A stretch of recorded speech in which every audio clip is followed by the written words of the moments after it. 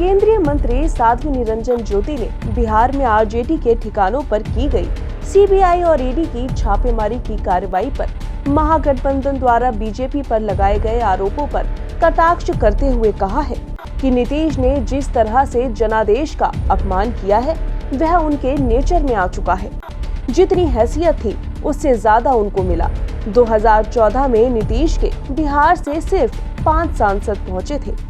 2019 में गठबंधन हुआ तो हमारे कार्यकर्ताओं के टिकट कटे। हमारे जीते हुए सांसद थे, उनका भी टिकट काट दिया गया। गठबंधन का धर्म निभाते हुए हमने सीटें दी और आज 16 सांसद हैं। विधानसभा चुनाव में अगर बीजेपी के साथ चुनाव नहीं लड़ते तो इतनी भी सीटें नहीं जीत पाते। वहीं 45 केंद्रीय मंत्रियों ने बिहार की कानून व्यवस्था पर सवाल उठाते हुए कहा कि बिहार के जो हालात लालू के समय थे वो अभी 10 दिन में ही बिहार में हो चुके हैं। बिहार में पढ़ने वाली छात्रा को गोली मारी गई, स्टेशन पर फौजी को गोली मारी गई, दिन में सरेआम बैंक लूट लिया गया। मैं जहां किशनगंज गई थी वहां खुलेआम 8-10 लड़कियां उठा ली गई। पासी बिरादरी की माँ बेटी को उनके घर से अपने घर घसीट कर ले जाया गया और मरा हुआ जैसा छोड़ दिया गया। जब वो लोग महिला आयोग गई तो उनका मुकदमा दर्ज हुआ। बिहार दोबारा जंगल राज की ओर जा रहा है। डिप्टी सीएम तेजस्वी यादव के ठिकानों पर हो रही छापेमारी पर बयान देते हुए उन्होंने कहा कि अकूत संपत्ति जिसने कमाई है, गरीब का हक जिसने छीना है, मुझे लग रहा है कि देश की गरीब जनता के साथ बहुत बड़ा अन्याय हुआ है।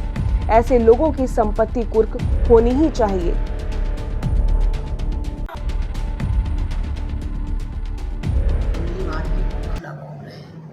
बिहार तो एक तरह से मान के चले कि पुनः जंगल राज की तरफ जा रहा है। तेजस्वी के ठिकाने भी छापेमारी, गुरुग्राम में एक होटल है, आज वहाँ भी सीबीआई रेड हुआ है। देखिए, अकूत संपत्ति जिन लोगों ने कमाई है, गरीब का हक जिन्होंने छीना है, मुझे लग रहा है कि ये देश के गरीब के जनता के साथ बहुत बड़ा अन्याय हुआ है और ऐसे लोगों की संपत्ति जरूर कुर्क होनी चाहिए। अखिलेश का भी बयान आया है कि जो बिहार में हुआ वो आगे आने वाले कई प्रदेशों में होने वाला है और पूरी तरह से भाजपा की सफाई हो। नहीं तो क्यों डर रहे हैं भाई? जब किया नहीं तो डर क्यों रहे हो?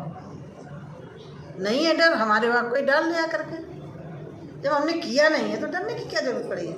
इसका मतलब चोर की दाढ़ी तिनका है, पहले से भयभीत हो रहे हो। नहीं, उनका कहना है कई प्रदेशों में अब गठबंधन की सरकार बनने वाली है, भाजपा सफाई होने वाली है। ऐसा ये तो समय बताएगा ना। गठबंधन क्या यहाँ नहीं किया? कांग्रेस से गठबंधन किया, फिर जो घोर विरोधी आपस में थे 2019 में बसपा से गठबंधन किया, क्या मिला? अभी भी गठबंधन करके चुनावी लड़े थे, क्या मिला? वो भी करके देख ले। बेरोजगारी पर फिर से सवाल उठाया है कि बहुत ज़्यादा बेरोजगारी है देश में। मुझे लग रहा है कि जब से भारतीय जनता पार्टी की सरकार बनी, कोई भी वैकेंसी निकली है, ना कहीं लाठी चली, ना कोई घूसखोरी हुई। जो भी वैकेंसी भरी गई हैं निष्पक्ष होकर भरी गई हैं। अब इनके समय वैकेंसी तो दिखाई पड़ती थी, लाठियाँ चलती थी और सिर्फ एक वर्ग के व्यक्ति भरे जाते थे।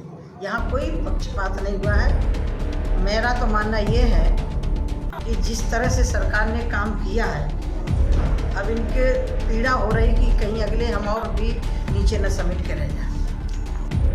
वहीं सपा अध्यक्ष अखिलेश यादव द्वारा बीजेपी के खिलाफ दिए हुए बयानों पर कटाक्ष करते हुए साध्वी निरंजन ज्योति ने कहा कि क्यों डर रहे हैं ये लोग, जब हमने किया ही नहीं तो किस बात का डर। इसका मतलब कि चोर की दाढ़ी में तिनका।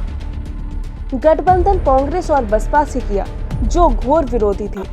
अखिलेश द्वारा बेरोजगारी के मामले पर उठाए गए सवाल पर कटाक्ष करते हुए उन्होंने कहा कि जब से बीजेपी सरकार बनी है, जहां भी वैकेंसी निकली, ना कहीं लाठी चली, ना कहीं घूसखोरी हुई। जो भी वैकेंसी भरी गई वो निष्पक्ष तरीके से भरी गई। इनके समय पर वैकेंसी तो निकलती थी, लेकिन लाठियां और घूसखोरी के साथ, और सिर्फ एक लोग के वर्ग को नौकरी दी जाती थी। फतेहपुर से भीम शंकर की रिपोर्ट।